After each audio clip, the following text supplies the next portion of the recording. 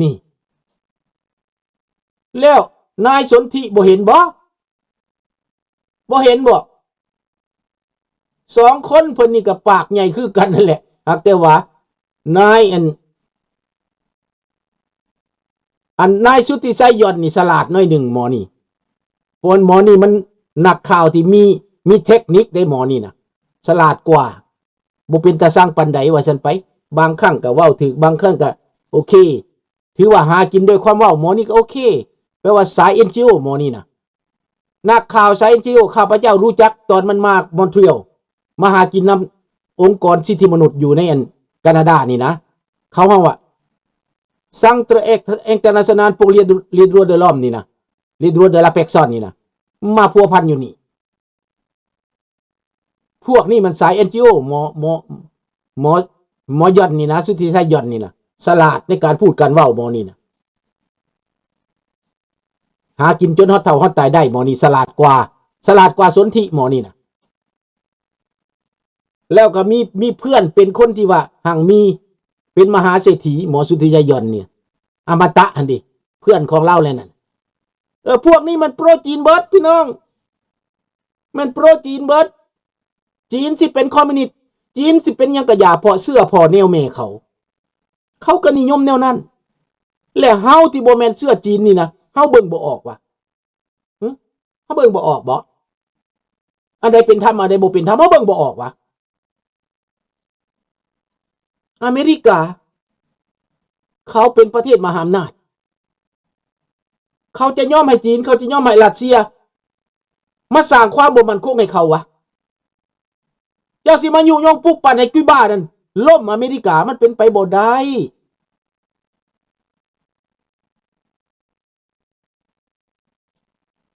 นี่สิมาล่มอเมริกามันก็เป็นไปบ่ได้เด้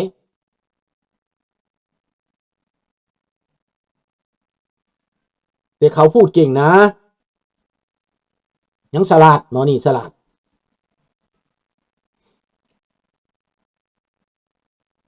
ดังนั้นพี่น้อง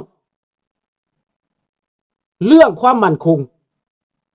ในประเทศลาวเขาเป็นคอมมิวนิสต์มา50 ปีมีไผซอยพวกที่เป็นกลางค่ำความเป็นกลางของลาวน่ะมีจักประเทศซอยมีจักประเทศซอยบ่มี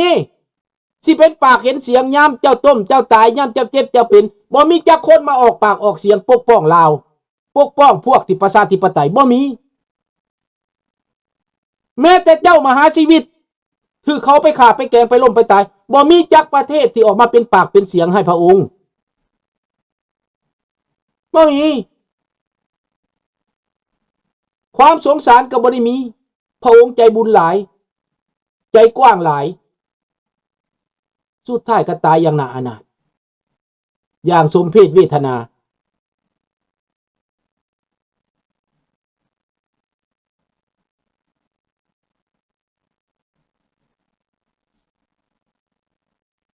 ยังไม่รู้แหละพวกที่ไปอยู่รัสเซียจะไปอยู่ไสแหละถ้าประเทศรัสเซียล่มลงเปลี่ยนแปลงเป็นประชาธิปไตยนี่อยู่บ่ได้บักบาชาซาดก็อยู่บ่ได้ได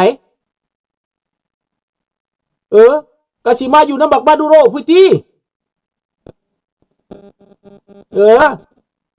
คอมมานีก็สิบ่ได้อยู่เด้เดี๋ยวนี้รัสเซียก็บ่แน่นอนในจักสิไปแนวใดแล้วโปรตีนนี่จักสิเป็นแนวใดแล้วคือว่าหันใจปลาคือกันนั่นแหละพี่น้องเบิ่งเอาเด้อ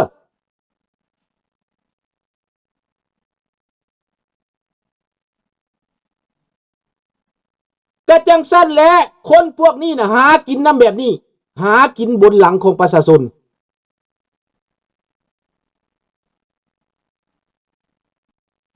เขาบ่สนว่าสิเป็นเผด็จการเขาบ่สนว่าสิชอบธรรมเขาเลียแล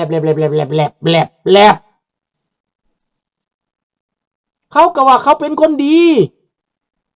เขาก็ว่าเขาเป็นคนมีคุณธรรมเขาบ่สนใจนะเป็นเผด็จการเขาบ่สนใจนำความถูกต้องเขาบ่สนใจนำความยุติธรรมเขาบ้านำคนที่มีอำนาจไปทางจีนล่ะถูกแล้วเขาอ่ะนักวิชาการก็ถูกแล้วเจริญแล้วดีแล้วเขาเป็นนักวิชาการใหญ่นะ ความรวยนี่เป็นความฉลาดบ่ตะ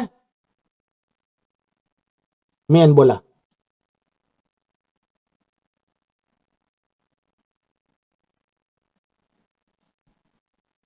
หันหลังให้เบิดน้องระดาวอนยงตัวนี้เลยดูเห็นบ่ล่ะเขาหันหลังให้ประเทศลาวเบิดเวลาลาวตกระกำลำบากเขาอยากให้ประเทศลาวลุ่มจุ๋มอยากให้ประเทศลาวเป็นแบบนี้เขาจังจกจักตกไตได้เห็นท่าแท้กันเบิดแล้วอย่าaucune explication aucune explication ที่เว้าอยู่นี้เว้าให้คนลาวเข้าใจความเป็นจริงโลกนี้ถ้าบ่เอามหาอำนาจนั่นถ้าเจ้าไปต้านมหาอำนาจแล้วไผสิมาซอยเจ้าคนลาวอยู่ในอเมริกาเกือบล้านกว่าคนแต่บ่ฮู้จักว่าตัวอยู่กับไผเอาไปเอามาสิลุกมาประท้วงอเมริกาอีกได้ไปประท้วงอเมริกานำเขาอีกได้วาง 2-3 มื้อนี่นะพวกลาวตาแตกขนาดไปต่อต้านรัฐบาลอเมริกาไปต่อต้านนโยบายอเมริกาได้จักเพิ่นอยู่ฝ่ายใดกันแท้เพิ่นไปลิ้นการเมืองภายในอเมริกาเพิ่นไปเป็นเดโมแครตถ้าอเมริกาล่มสลายลงไปถ้าอเมริกาเกิดเป็นพื้นเป็นไฟขึ้นมาเจ้าสิอยู่ได้บ่บักหลาอีหลาเฮือนเจ้าสิมั่นคงบ่ถ้าอเมริกาเขาเกิดสงครามภายในขึ้นมาเจ้าสิอยู่ได้บ่เกิดเป็นความบ่มั่นคงเกิดเป็นคนต่างชาติเกิดเป็นคนชาติอื่นมายึดอำนาจในอเมริกาจะอยู่ได้บ่ให้เจ้าลิ้นการเมืองแบบเก่าน่ะบ่มีการเมืองแบบลาวเจ้าหั่นบ่ทำไมของผมหมุนบ่อยจังเพราะว่ามันอาจจะเน็ตอยู่ไทยก็บ่อาจจะบ่แห้งปานใดเด้อบ้านนอกบางบ่อนก็ได้เด้อมันบ่แห้งเด้อถ้าเจ้าใช้เน็ตบ่แห้งมันก็บ่แห้งได้สมมุติเจ้าซื้อ300จังซี่บ่แห้งได้ต้องแม่น 1,500 ขึ้นเมื่อต่อเดือนน่ะยังบ่มีหมุนลุงเคยใช้แล้วอยู่เมืองไทยน่ะ350 บาทใช้บ่ได้หยังโหลดยังก็บ่ได้หลายโหลดยังก็ไม่เอาเงินขึ้นอีกแต่เจ้าซื้อ 1,500 ขาดตัวโหลดได้ลุงจ่าย 1,500 ต่อเดือนเอาละ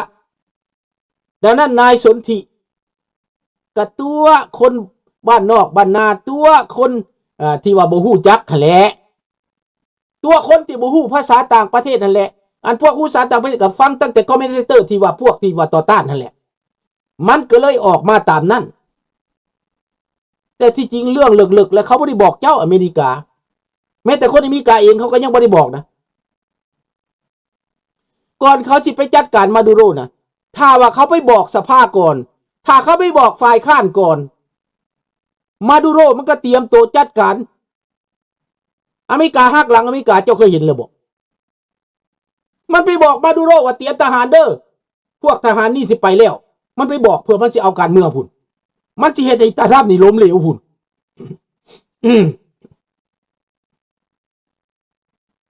ดีอยู่แม่นบ่เขาก็บ่ได้กล้าบอกพวกเดโมแครตคันเขาไปบอกเดโมแครตก่อนแล้วจับบ่ได้แน่นอนเพราะมันจะเตรียมการปกป้องไว้ก่อน